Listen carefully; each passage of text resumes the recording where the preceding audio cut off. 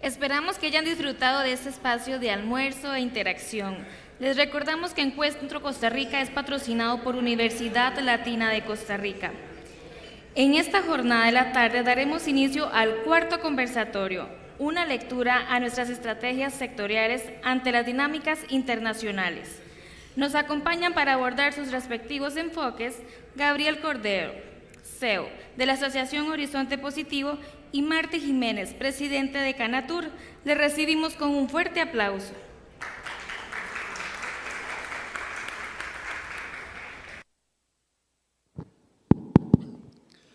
Bueno, para que hablemos un tema diferente a los que vimos en la mañana, pero ciertamente relevante, ahora queremos hablar un poquito del papel de la empresa privada en el desarrollo. Para eso tenemos dos invitados, Gabriel Cordero, que es el director ejecutivo, el CEO de Horizonte Positivo, una organización que se ha dedicado a potenciar el impacto de las empresas sobre las comunidades, sobre la fuerza laboral, sobre el país, diría yo, y a Martí Jiménez, quien viene en representación del sector turístico como presidente de Canatur, pero más importante, a mostrarnos cómo un sector productivo puede crear valor muchísimo más allá de simplemente el valor económico y el retorno financiero para sus socios. Adelante, Gabriel. Muchas gracias, don Roberto, y muy buenas tardes a todos y a Martí. Ahí estamos bien. Muy buenas tardes a todos nuevamente. Como bien lo decía don Roberto, Horizonte Positivo, y entremos en historia, es una organización que promueve innovación social y desarrollo. Pero más que eso, creo que hay que entender quiénes somos y cómo nace Horizonte Positivo. 11 años de existir una organización de personas exitosas en los negocios, empresarios y empresarias que llegaron a la reflexión de que hay que llevar desarrollo más allá de sus empresas. Y se unen, algunos son competidores en diferentes industrias, y se unen con una visión, y es cerrar la brecha entre la realidad y el potencial. Ese es nuestro propósito y lo tenemos palpado en la misión de Horizonte Positivo. ¿Y cómo se puede entender eso? Fácil, es generar desarrollo social. Hemos entendido de nuestra organización con ADN empresarial que aunque a nuestras empresas le vaya bien, si al país no le va bien, a todos nos está yendo mal. Entonces, por medio del poder de los negocios, generamos y catalizamos el desarrollo de las personas, un desarrollo social para transformar las oportunidades que tienen las personas en las diferentes comunidades. Hoy trabajamos con una organización con cerca de 75 empresarios y empresarias que son nuestro gran orgullo como miembros de la asamblea, como asociados y asociadas. Es más, don Roberto, usted es de los miembros fundadores que también está en nuestra junta directiva, doña Maricia, su esposa, personas que se han metido de lleno, que contribuyen con su dinero, con su tiempo, con su conocimiento, y que han decidido que nuestro objetivo y razón de existir es el impacto. ¿Y cómo hacemos esto? ¿Cómo tenemos impacto? Para ser muy breve, voy a irme a una imagen que ustedes van a ver de cómo creamos una alianza con la Universidad de Oxford. En 2016 trajimos a Costa Rica una herramienta que se llama el IPM Nacional y que cambia el paradigma totalmente de cómo se mide el desarrollo humano y cómo se entiende también la pobreza, basados en una teoría que le permite el Premio Nobel de la Paz a Amartya Sen, Premio Nobel de Economía, perdón, a Amartya Sen, decir que la pobreza no es un tema de dinero, la pobreza es un tema de capacidades, un tema de educación. Se crea una nueva narrativa de cómo se mide el desarrollo humano. Y en 2016, Horizonte Positivo logra una articulación con el INEC, con la Universidad de Oxford, y trae esta herramienta y que cada año la utilizamos. Esa herramienta que le hemos dado al gobierno y al Estado costarricense, cada año la utilizamos cuando se da el informe de la Encuesta Nacional de Hogares en octubre, donde se empieza a analizar la calidad de vida de las personas no solo por el ingreso, sino cómo está su educación, su conectividad, cómo está el tema de acceso a agua potable, hoy que ha sido un tema de difícil situación en algunos barrios del sur de la capital, por ejemplo. Y esto permite que inclusive se llevara un poco más allá y el Mideplan tomara este conocimiento para que fuera la manera como asigna los presupuestos, por medio del IPM de presupuesto. Pero estas herramientas que han quedado en manos de algunos gobiernos y ahora del Estado, como herramientas que tienen los diferentes técnicos, en 2017, para ser preciso mejor, se decidió por medio de la Junta Directiva, ¿por qué no lo llamamos también al sector privado? ¿Por qué el sector privado? Porque es el principal empleador del país el potencial que tiene no solo esta herramienta, sino de gestionar la innovación por medio de la evidencia. Y es ahí donde lanzamos lo que ustedes ven en esta pantalla, el programa IPME, el Índice de Pobreza Multidimensional Empresarial. Ahí nace con una idea de don Ernesto Castañaro y con los miembros de la Junta Directiva de aquel entonces, de llevarlo por primera vez al BAC y a PURDI. Y ha generado esto una atracción de que las empresas empiecen a entender que tenemos una responsabilidad en el desarrollo de las personas. Hoy por hoy, ya no solo BAC y PURDI, hemos alcanzado más de 18,000 personas, ustedes pueden ver datos de 18 millones de datos de personas donde estamos impactando por medio del sector privado. Pero no solo trabajamos sobre el colaborador, son las empresas las que ejecutan el desarrollo. Nosotros catalizamos por medio de los datos, como los que ustedes están viendo en esa pantalla, en cada punto hay una familia donde cada una de las empresas que son parte de esta comunidad, más de 100 empresas que participan, están impactando en el desarrollo, ya sea en salud, en educación, en vivienda, en acceso a internet, en salud mental, en generar oportunidades educativas. Hemos ido sacando en nuestros censos que la gente, aquí pueden observar las empresas que participan de ese programa, tienen una gran preocupación y es el tema de oportunidades para los adultos mayores o el tema también de oportunidades inclusivas para las mujeres. Hemos venido identificando, por ejemplo, el tema de situación de acceso educativo por las barreras en las zonas rurales. Trabajamos con hoteles que a veces son cadenas competidoras, se unen por medio del INA, por medio de la información y creamos cadenas que permitan llegar a las comunidades para dar oportunidades a las personas. Eso es lo que hace Horizonte Positivo, eso es lo que mueve Horizonte Positivo y en algún momento a nosotros lo que nos inspira y lo que nos lleva a estar aquí presentes es el transformar a Costa Rica en esa Costa Rica que tiene potencial, como lo dice nuestro propósito. Estamos, don Roberto, usted me dice, yo me agoté el tiempo, ¿no? No, dale. No, perfecto. Un par de minutos. No, y quizás para culminar esta primera idea, nosotros como organización entendemos que hacer un buen negocio para este país es de llevar desarrollo. Hemos hecho alianzas como con que le hablaba con la Universidad de Oxford, pero lo más importante para nosotros es lo que las empresas están haciendo. Esta comunidad de empresas ahí está presente, generando impacto, y año con año trabajamos con ellas, entendiendo que aquí no hay competencia. Les voy a contar una infidencia curiosa. Nos decían los de Dos Pinos, en el único foro donde yo me siento a trabajar con FIFCO es en el de Desarrollo Social de Horizonte Positivo. De ahí en fuera ninguno más. Y esas son las bromas que hacemos. Sentamos competidores para crear soluciones. DOL, por ejemplo, que es una de las empresas que llegó a Horizonte Positivo en 2018, es una de las compañías que empezó a trabajar en Limón y su casa matriz en Dublín decidió que el impacto educativo que se había logrado, le damos trazabilidad, había que llevarlo a todo el mundo. Entonces, a partir de este año, DOL tiene la herramienta del IPME, nosotros le llamamos que esta es la herramienta de la comunidad de innovación social, porque nosotros no medimos pobreza ni estamos detrás de la pobreza, estamos detrás del desarrollo social, y DOL decidió llevar esta herramienta a todo el mundo.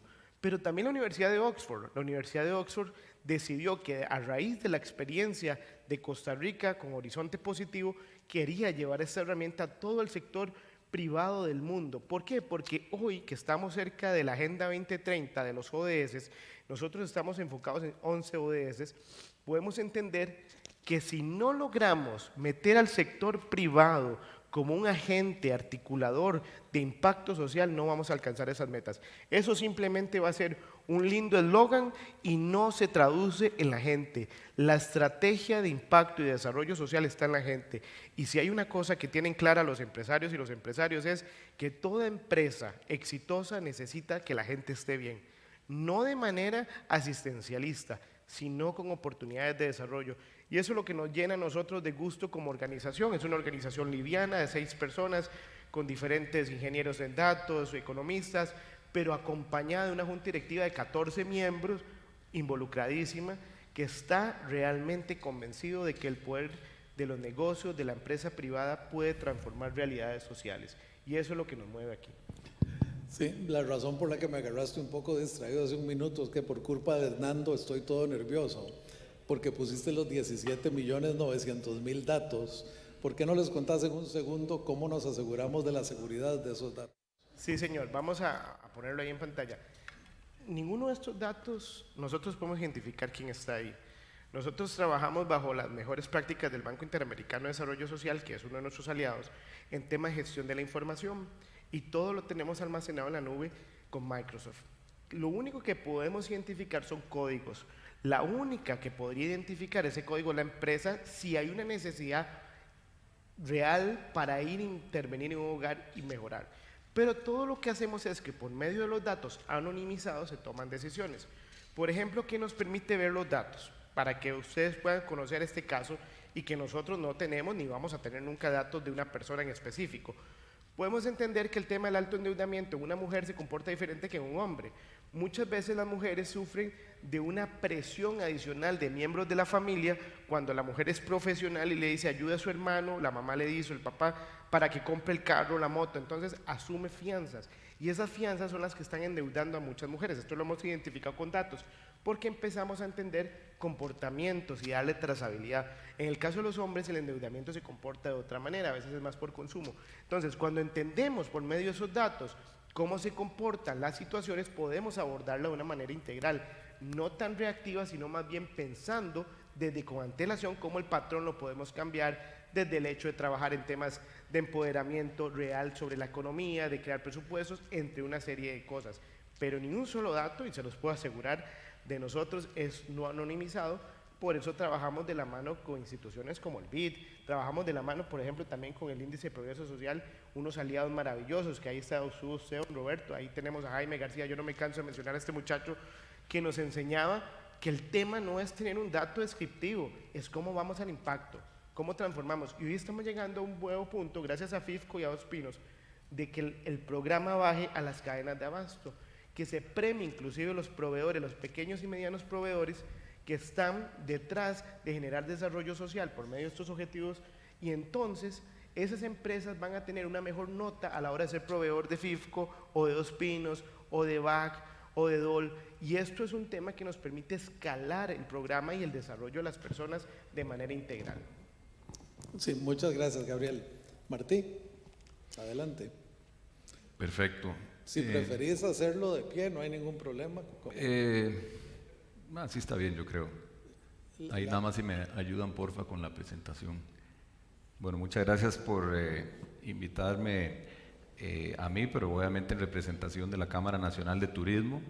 Para nosotros es un placer estar aquí y excelente la introducción de Horizonte Positivo, hablando de esa brecha entre el potencial y la realidad, que uno de los tal vez de los primeros pasos es entender cuál es ese potencial, o por lo menos una aspiración, y apuntar hacia allá y tratar de llegarle como país, como industria, desde el punto de vista estratégico y competitivo.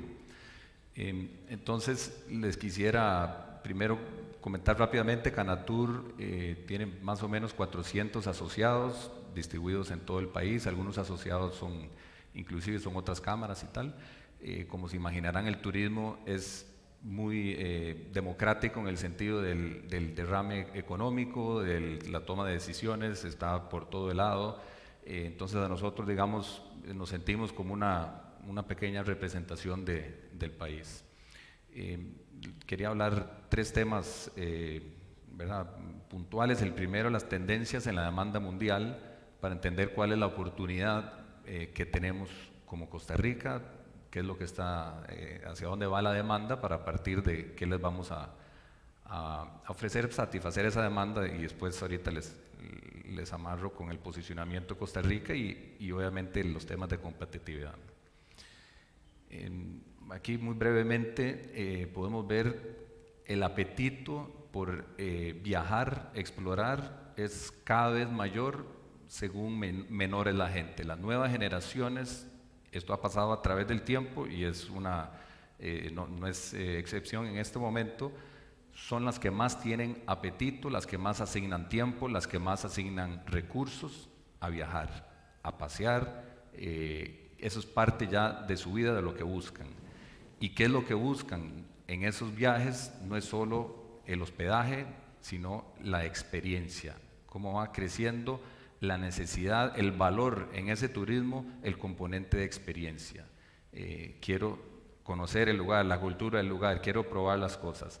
Ese tema de experiencia es importantísimo y ahorita lo vamos a tocar. Y un dato también, digamos, curioso, particularmente importante para Costa Rica, como hemos visto por el nivel de hoteles, especialmente lo que ha sucedido en ciertos puntos como Papagayo y demás, el turismo de lujo es cada vez mayor y obviamente paga muchísimo y es de a quién no va a querer tener clientes que estén con mucha capacidad de pago y dispuestos a pagar. ¿Quién como país no va a querer ese tipo de clientes? Nosotros obviamente apuntamos mucho a ese turismo, pero en general todo el turismo. Pero ellos buscan muy alto valor.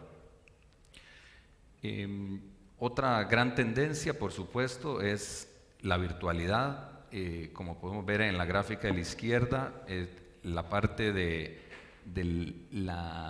canal en línea en el tiempo obviamente va siendo mayor y mayor y mayor como proporción de todas las ventas en turismo. Y eso no se va a detener, va a seguir siendo así con las nuevas generaciones, como vimos, obviamente va de la mano. Y algunos datos a la derecha que pueden ver en cuanto al interés que tienen esos viajeros de experimentar el lugar antes tan siquiera de llegar. O sea, que me faciliten esa experiencia que yo me la puedo imaginar, que la puedo casi que saborear antes ni siquiera llegar. O sea, temas ya de realidad virtual.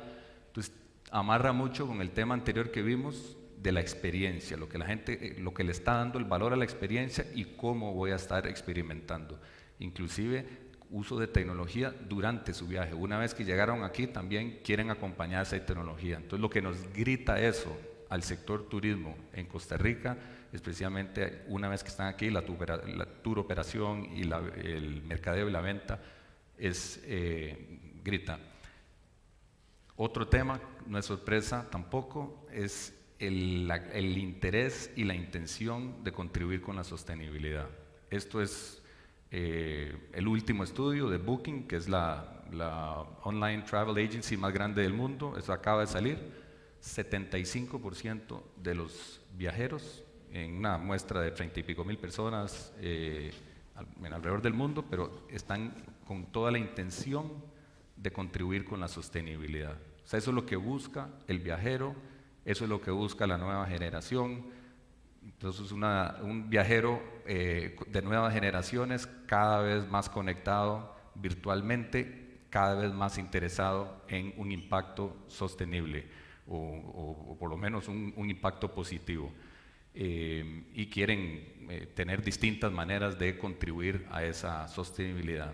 Y un dato curioso también, ya están identificando muy fácilmente el greenwashing. Ya lo que quieren es, no me certifique usted mismo, quiero ver una certificación de un tercero para saber que usted verdaderamente está siendo sostenible, usted hotel, usted tour operador, que va de la mano con esto de la derecha. Entonces, dentro de ese mundo de turismo, esa demanda, ¿cómo está Costa Rica? Básicamente nos proyectamos y somos reconocidos como un destino de paz y naturaleza. Arriba pueden ver la foto, esa es la página web del Instituto Costarricense de Turismo. Claramente es la manera oficial en que nos promovemos, el tipo de actividades que promovemos, la emoción que tratamos de promover, pero muchas relacionadas obviamente con la naturaleza, la paz en el sentido de la tranquilidad, democracia, puedo ir a cualquier lado del país, etcétera. Vean, son fotos de todo tipo de lugares del país. ¿Cómo nos ven desde afuera? Travel and Leisure, el destino del año en el 2024 es Costa Rica. Top 20 World Happiness Report, el último, seguimos ahí en el top, creo que número 12, una cosa así. O sea, somos tan atractivos en este momento que la gente quiere retirarse en Costa Rica. Digo, ya cuando uno quiere ir a vivir al lugar es porque verdaderamente le gustó. Entonces, el ranking, el Global Retirement Index número 1 en 2024, Costa Rica. Entonces, como que pinta bien, hemos hecho un gran trabajo y estamos recogiendo algunos de los frutos. Entonces, esa promesa ¿verdad?, de paz y naturaleza. En seguridad, yo sé que acabamos de tener ¿verdad?, en toda la mañana hemos hablado del tema de la seguridad. Hasta el momento, la percepción de los turistas saliendo, digamos que se está sosteniendo el tema de seguridad. Esa es la de arriba a la izquierda. Ya en el 2023 sí empieza a bajar un poquitito, y si uno ve los datos más específicos, sí ve que empieza a bajar. Ya, pero todavía dentro del mundo relativo, todavía estamos con seguridad, y el impacto, low carbon energy, el tema de energía, el tema del agua, el turismo, la industria del turismo de Costa Rica, demuestra que es un turismo de conservación y sostenible, por lo menos en esas dos secciones. Y eso entonces lo está premiando el turista. Si vemos la de la derecha, el gasto promedio, ¿verdad?, conforme van avanzando los años, cada vez mayor. Obviamente hay un tema de inflación y tal, pero el viajero nos está premiando, está dispuesto a pagar más por Costa Rica, y ha mantenido su estadía media en más o menos 13 días. O sea, eso es lo que tenemos hasta ahora. También, como hemos venido hablando, el tema de un poquito de competitividad y cómo nos une eso a todas las partes de la sociedad, el tema de voluntarismo, turismo gastronómico, investigación, como ya hay escuelas, universidades, etcétera, que vienen a Costa Rica porque combinan investigación con turismo, astroturismo, el tema de las estrellas, turismo médico. Entonces vienen aquí a hacerse un procedimiento y después pasean. ¿Y por qué Costa Rica? Empezamos a ver cruce, ¿verdad? Todo el tema de la industria de ciencias de la salud agrega a la marca país en cuanto a un lugar, digamos, confiable para venir a hacerme un procedimiento médico y puedo además pasear. Y el tema de la economía naranja, pues, ya culturales, lo vemos mucho en áreas rurales particularmente, como el turista interactúa y de verdad tiene una vivencia con la cultura. Entonces, ¿verdad?, eso es en el mundo en que estamos, todo va bien, pero tenemos tareas porque se nos puede empezar a desquebrajar esta situación. Lo ordené en básicamente cuatro temas, que son las tareas que tenemos como sociedad para combatir las amenazas actuales, que en la mañana vimos una de las amenazas principales que tenemos, obviamente para turismo, como mencionaron, imagínense que empiezan a pasar crímenes contra turistas, rapidito se viene abajo las estadísticas. Pero es el tema de la paz, que de nuevo no me voy a meter a cómo resolver el tema de la seguridad. Sí, tendría a decir que si hacemos una competencia de fuerza con los malos, de tarde o temprano toda la plata se nos va a ir a competir con represivo y vamos a perder, y no hicimos lo preventivo. Entonces sí, nosotros, por lo menos en el sector turismo, que vemos todas las áreas rurales, de esos, cuando uno ve a los que están haciendo crimen o los muchachos de los consumidores, es porque no tienen alternativa, hay algo que los atrae más. Entonces el tema de la prevención para nosotros sí lo vemos muy fuerte, el parques, equipos de fútbol, etcétera, en todas las áreas. Orden, nos referimos al orden en general, formalidad, todo el tema, por ejemplo, de alojamiento en plataformas. Perfecto, bienvenido al alojamiento en plataformas, formal. Planes reguladores, tenemos un rezago tremendo en el país con planes reguladores, zona marítimo terrestre. Ese es lo que hablamos con ir ordenando la casa. La conectividad, por supuesto, es infraestructura, mucho que ver, en ciertos puntos nudos turísticos y poder acceder a todo el país. Y temas de conservación, obviamente si empezamos a cambiar nuestra conversación, mira, ¿por qué no nos vamos hacia atrás 30, 40 años en temas energéticos? Vamos a perder el tema de la sostenibilidad. Entonces, si vemos en nuestra manera de tratarnos entre nosotros, desde lo más arriba, que empieza a perderse ese tema del trato de la gente y la conservación, empezamos a picar con ella.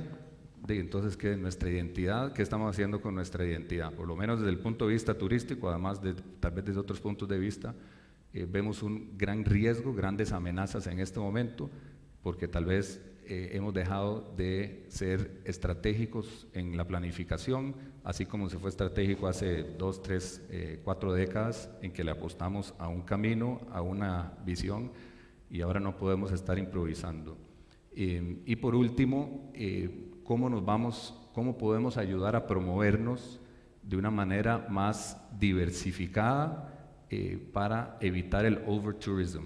Ya lo vemos en muchos destinos, en muchos países, Venecia, Parque Manuel Antonio, aquí para citar un ejemplo muy cercano. Eso ya empieza también a ir en contra de la marca, en contra de la experiencia. Entonces, de la manera en que, ese es el ICT, que lo tiene muy presente, pero en la manera que podamos ir trayendo otros mercados que nivelen esa estacionalidad, ¿verdad? Porque podemos apuntar a tener, ahorita tenemos 3 millones de turistas al año, 4, 5, 6, ¿qué? ¿Rompemos el récord?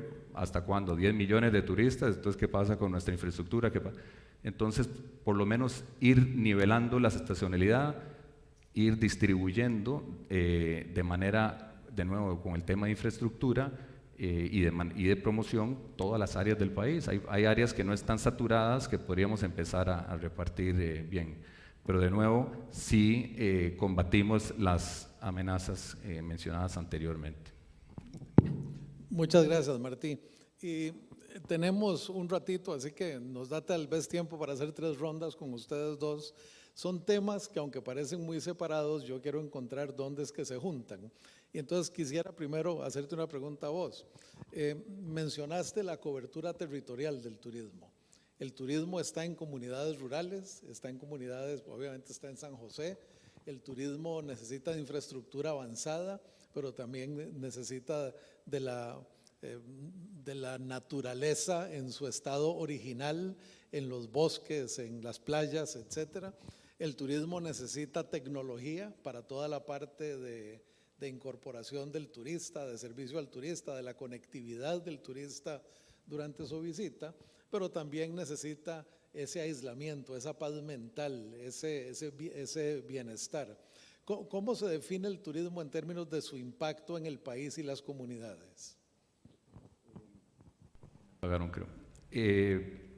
Bueno, sí sentimos, como dije al principio, que es un impacto totalmente en todo el país. Vemos el ejemplo, aeropuerto en Liberia, hace, no sé, 25 años, vea lo que pasa en Guanacaste, carreteras, de qué mejor manera de repartir el turismo que hacerlo, ayudar a la accesibilidad a todas las partes del país, porque si al final no tiene cómo llegar, pues son solo muy pocos los fiebres que de verdad van a ir a cualquier lugar, cualquier rincón, pero lo que uno ve en los turistas ahora, día con día, cuando interactúan con una persona auténtica, digamos, quieren ver las familias, quieren ver qué es lo que de verdad hacen todos los días, es verdaderamente impresionante. Y obviamente el tema de la fauna, la flora, ¿verdad? Esos son como momentos mágicos que nosotros lo vemos, que alimentan a su vez a todas estas áreas rurales. Por ejemplo, en Limón, un área muy rural, donde los chiquitos quieren ser guía. Esa es su aspiración, porque ya hay mucho turismo en la zona, quieren ser guía y quieren ser investigador, porque lo ven, eso es lo que hay en la zona, en esos tours, y entonces el impacto que hay ahí es impresionante, porque eso se lo llevan, no solo es la experiencia del turista ahí, sino lo que se lleva para la casa. El turista quiere aprender y quiere interactuar.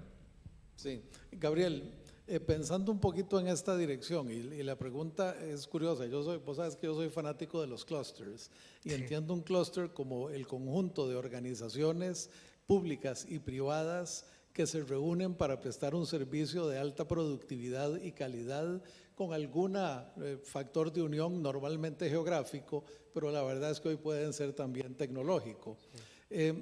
¿Cómo hace Horizonte Positivo o cómo funcionan las herramientas que ustedes desarrollan en términos de impactar una comunidad y una cadena de valor, más allá de impactar propiamente a una corporación? Claro. Bueno, siguiendo en esa línea que usted señala, don Roberto, que es fanático de los clústeres, también es fanático del impacto. Recuerdo una conversación hace 2 años, yo no era director ejecutivo de Horizonte Positivo, y usted mismo decía, ¿cómo definimos impacto? ¿Cuándo definimos impacto para nosotros? ¿Y cómo definimos impacto en el Valle Central y cómo definimos impacto en una zona rural? Para nosotros, lo que hemos trabajado con datos, la información que captamos en la primera herramienta que cruzamos, es una encuesta en línea y empezamos a tomar datos de los diferentes elementos de la familia. El núcleo familiar, por medio del colaborador, es voluntario, pero empezamos a identificar, por ejemplo, potenciales oportunidades. El tema de la conectividad. Nosotros tenemos hoteles, por ejemplo, hablando del tema del turismo, tenemos hoteles en Guanacaste, en Punta Arenas, en diferentes lugares. Y hemos identificado que, por ejemplo, el tema de la conectividad para los hijos de colaboradores es fundamental. Cualquiera pensaría que en Guanacaste todos los lugares tienen acceso a internet, pero no es así. A veces necesitan salir y desconectarse debajo de un palo para poder estudiar. En la pandemia esto era acongojante. Entonces, ¿qué hemos hecho? Crear sinergias por medio de los datos, entendiendo que la problemática de esta familia tal vez no es un tema de acceso a recursos, papá y mamá tienen trabajo o las personas que están a cargo, pero no hay conectividad. Entonces hacemos una alianza con las mismas organizaciones que tenemos empresas como Telecable que está dentro de la comunidad, diferentes organizaciones, y buscamos unir esas problemáticas sociales en soluciones. Una de las cosas que hemos identificado, por ejemplo, en el sector turismo, que hablando de impacto y de clúster, es la rotación de personal, como brincan de un lugar a otro por a veces 5.000, 6.000 colones y se pierde toda esa formación que el hotel está haciendo. Hemos unido, por ejemplo, al Hotel Windham, hemos unido al Hotel W, hemos unido a la gente del Hotel Fiesta, Hotel Conchal, a buscar programas que se puedan ser transversales. Por ejemplo, ¿qué podría hacer que la persona se me quede en esta organización y cómo además puedo contratar personas de la comunidad? Entonces logramos, por ejemplo, hacer un plan, y eso lo hicieron las empresas. Nosotros fuimos catalizadores por medio de los datos de identificar un tema de fortalecimiento de las escuelas rurales. Por ejemplo, hoy en Brasilito no había escuela, 12 años, los niños estudiando en un comedor, en latas, literalmente, se graduaban en unas situaciones incomodísimas, una sola maestra para una población estudiantil de más de 300 estudiantes, tenía que estudiar 2 horas, unos de la mañana, 2 horas, otros de la... y era bastante complejo. Entonces, ¿qué se hizo? Por medio del brazo del sector privado, ahora sí con datos, no porque se nos ocurrió, sino ya con datos, que se hizo un fortalecimiento a la red de educación de la zona.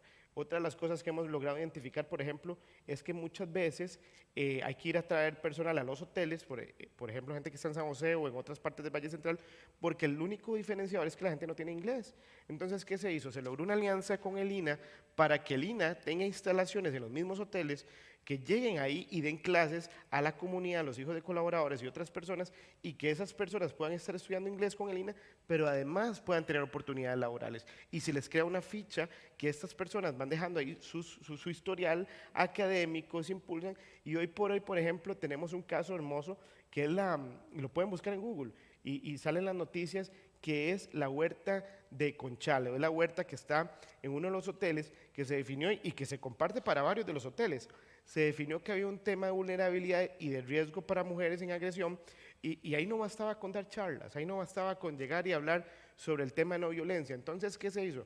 Con la excusa que ya sabíamos por datos de que había un tema de violencia muy acelerado en la comunidad y también de drogas, jalamos a los jóvenes por medio de las empresas, las empresas son las que ejecutan el impacto, y a las mamás a trabajar en las huertas para sembrar productos que se utilizan en los cócteles en los diferentes hoteles. El primero fue Conchal, pero ahora se está replicando en otros hoteles, y esto ha dado la vuelta al mundo. Inclusive vino CNN e hizo una entrevista de que cómo esa huerta, que empezó con 12 mujeres y 12 muchachos que no estaban estudiando ni trabajando, hoy se utiliza como un taller para formar jóvenes y mujeres que están cada vez más capacitados, no solo en temas laborales, sino en cómo se tienen que respetar ellos a sí mismos y ver el potencial que tienen. Tenemos que quitarle la gente a los grupos criminales. ¿Y cómo lo vamos a hacer? No reactivamente, preventivamente. Y el poder del sector privado, de los hoteles, del turismo, se tiene que unir con ese enfoque.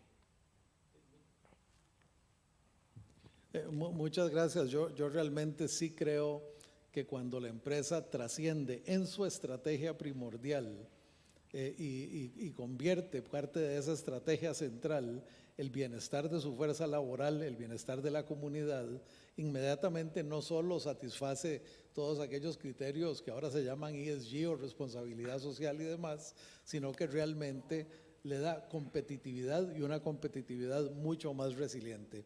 Martí, esta me llegó por el teléfono y va en la siguiente dirección. Claramente, en un mapa que presenté yo temprano, aparecían las zonas fronterizas y costeras como de alta vulnerabilidad social. Aparecía después en lo que conversamos en seguridad como una zona de alto riesgo desde la perspectiva de seguridad por las condiciones de la población. Y el otro tema que querían abordar era si el tipo de cambio no los está afectando en su competitividad. Entonces, ¿cómo contribuye el turismo a prevenir como parte de ese modelo de prevención a la criminalidad? ¿Y qué pasa con el tipo de cambio? Ok, no, el turismo, como cualquier industria, cuando crea empleo, contribuye, empleo del bueno, cuando crea empleo del bueno, pues contribuye al desarrollo de la zona, especialmente, como hemos visto en la oportunidad que tiene Costa Rica, en ese mundo, con esas tendencias actuales, tenemos un potencial tremendo de crear empleos de alto capacitación, ya sea en servicio de turismo, ya sea en investigación, ya sea turismo, temas por turismo a través del turismo médico, etcétera.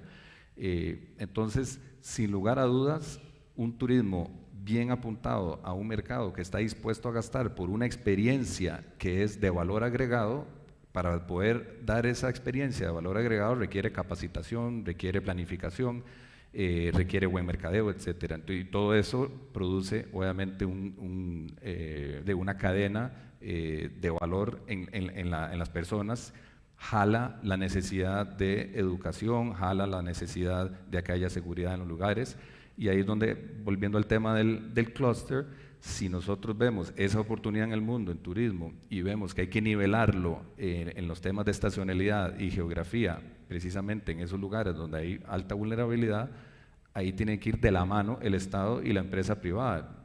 La empresa privada puede imaginarse todo el producto que quiera, pero ahí es cuando tenemos que tener claridad como país estratégica y competitiva. Bueno, en ese lugar, si queremos que el turismo llegue ahí, tiene que haber educación, tiene que haber plazas de fútbol, la municipalidad tiene que tirarle la alfombra roja a uno, no llenarlo tal vez de trámites, etcétera.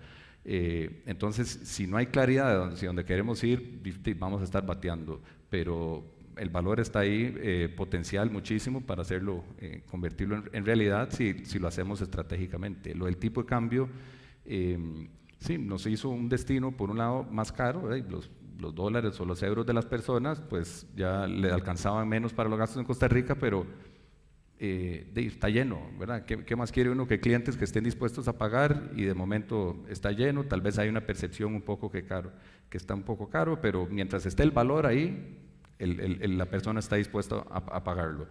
El tema es si empieza a erosionarse ese valor y ya ese precio es muy caro. Lo que sí nos afectó mucho el tipo de cambio es en la operación propia de las empresas. Si yo tengo la mayoría de mis costos en colones y acabo de subir el IVA a 4, 8, 13, entonces ya a los clientes no le puedo subir más porque le acabo de subir 4, 8, 13, ¿qué más le puedo subir? Y por abajo mis costos en colones cada vez son más dólares, entonces efectivamente sí está prensado.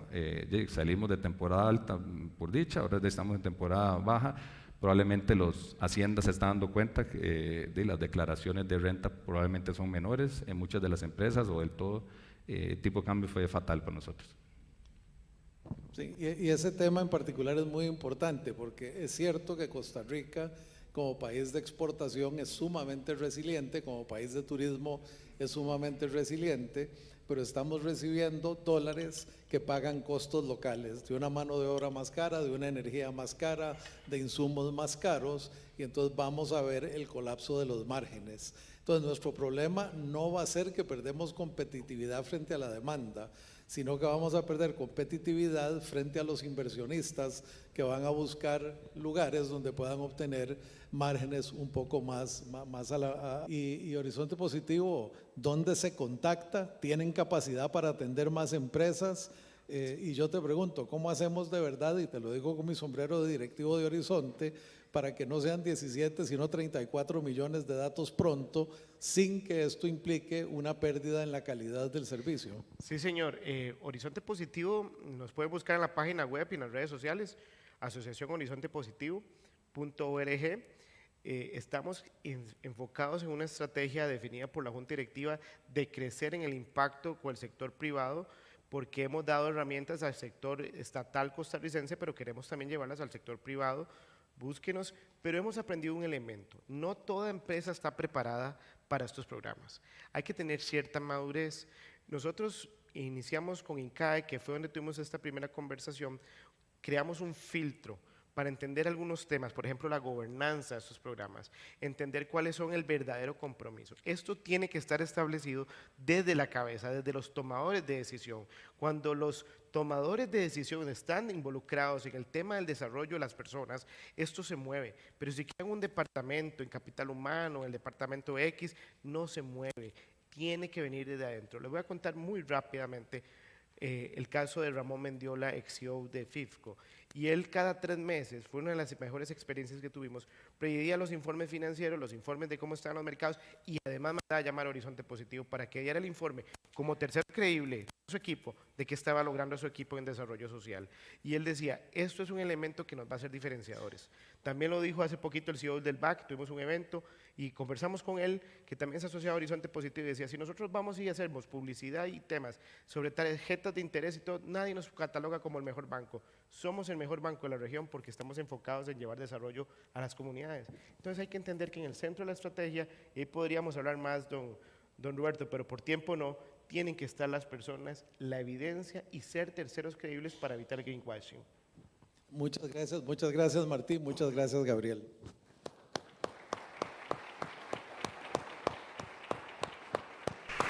Muchas gracias a nuestros invitados.